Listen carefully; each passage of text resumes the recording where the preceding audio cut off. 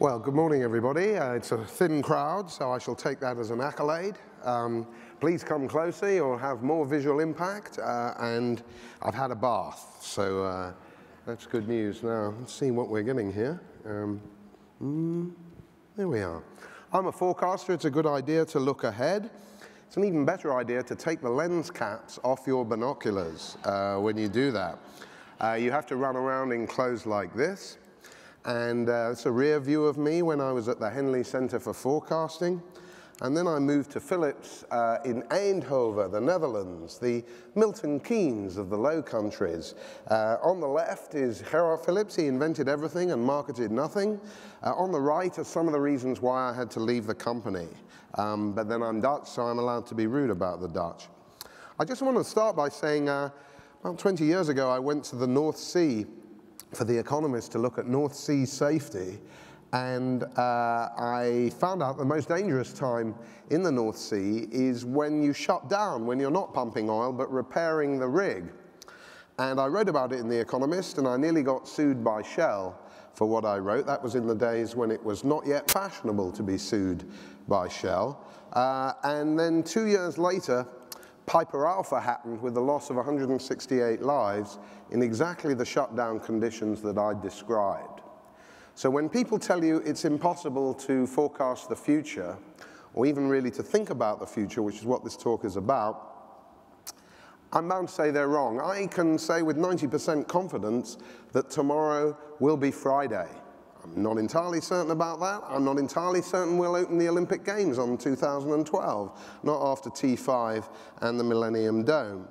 But I want to say that skepticism about forecasting is really the paradox to begin with, because lots of people want to know about the future. At the same time, they're very skeptical that somebody like me can forecast it. So I'm more in demand, and I'm less credible than ever. So on that happy note, I thought we'd really begin properly and ask ourselves, where does this skepticism come from? That's the first thing, because it's all very well to rush into some forecasts, but since you won't believe a word of what I'm saying, let's try to unpick that paradox. Now, this guy is Charles Duell. He used to run the American Patent Office in the late 19th century.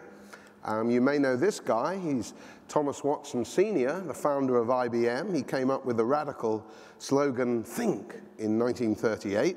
I'm told the new slogan at IBM, I shouldn't mention the word actually, the new slogan is "Think Again." But then there's a third guy who you also know. I'm not quite sure what he has in his nostrils there. But they're all interesting because usually these people are cited in the openings of other forecasters, or rather pop futurologists, I should say, when they talk about the future and what is said about them. Charles Duell is quoted as saying, in 1899, everything that can be invented has been invented, nothing more to discover. Thomas Watson is quoted as saying there's a world market for maybe 5 computers. And Bill Gates is quoted as saying that 64K of memory ought to be enough for everybody.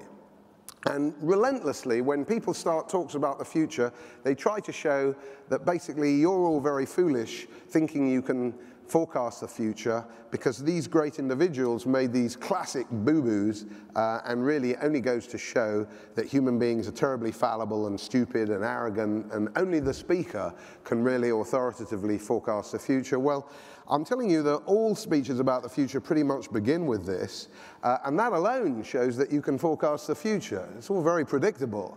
There's one other thing about these quotations. None of them were actually correct. There's no evidence that any of these 3 people said any of these things, and I can give you chapter and verse on it. Somebody might find something out in the future. I doubt it. I mean, if you're the head of the patent office, why are you going to say everything has been invented? Why are you going to do that? I mean, he's not a complete idiot, that guy, Charles Duell. So things are more predictable than we imagine. Skepticism is well-founded, but not entirely well-founded.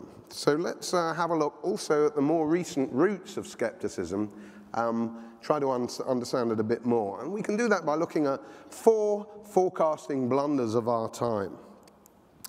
Now, if you're in the forecasting business, you begin by having a look at the CIA World Factbook.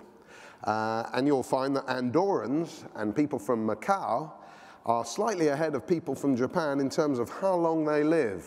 If they're born today, they're going to live till at least 80. And you ought to have a look at Office for National Statistics. You'll find life expectancies moving up very quickly, and also life expectancies for people born at the age of 65. Nobody here, I appreciate. You're all likely to live till about 85 if you're a woman. And a lot of people think we're going to have a bunch of babies in the 21st century already who are mostly, or a lot of them, are going to live to their 100th birthday. So demography is something to keep an eye on, but you don't have to believe everything the CIA says, although you should look at the World Fact Book. At the end of the Cold War, the CIA was found very wanting, and they really didn't see it coming. And they advised the Senate and the Congress that Russia was just about to invade the United States at any moment in time, right till the Berlin Wall fell. If you don't believe me, have a look at this book, very interesting book by a CIA specialist, although he's not in the CIA. And what did they do wrong? Well, Diamond has it half right. They were not looking at the alcohol crisis in the USSR. They weren't looking at the economics properly. They didn't realize how the birth rate was declining, which they've still got a problem with. And they just couldn't conceive that the Soviet Union could collapse, still less that it could collapse on its own accord, rather than by violence and class struggle. But what Diamond tends to miss out is if you're the CIA, why the heck are you going to predict the collapse of the Soviet Union? You know, I mean, turkeys don't vote for Christmas, ladies and gentlemen. You know, you would do anything rather than predict that. You would have a policy of let's continue the CIA, and then you would find the evidence to match, namely that the Soviet Union was going to be around and even more of a threat than it was yesterday. So I think you've got to watch out for not so much evidence-based policy making, which is what governments always claim to be doing, but what MPs themselves just a year or two back described as policy-based evidence making, where you have the policy and then you find the facts to fit. Watch out for that. A lot of it about. And if you think the libcons or the condoms or whatever you want to call them are going to be anything different from New Labour on that front, I'll try to demonstrate that they won't. So it failed to predict the Cold War. No wonder people were a bit skeptical. You know, just a minor event, you know, which they couldn't get right. Now, one of the people who said that they should be closed down as a consequence was the quite well-known Irish New York Democratic Party Senator, Daniel Patrick Moynihan, who said close them down or merge them with other agencies. He's probably right about that. But he also made another plea at around a little later than 1991. He warned of the extreme negative economic consequences of the millennium bug in 1996. Same guy, rather interesting. And here he is in a 1998 hearing with the Senate warning, you know, preparation or panic, and broadly the answer was panic, ladies and gentlemen. And now, we all love Gartner Group, don't we? In fact, I'm a great fan of Gartner Group. And here they are in 1997. If you look at the bottom line, it's shaded in gray there, you'll see that they are talking about, if you can see it, litigation costing approximately $1 trillion in the United States alone following from the millennium bug.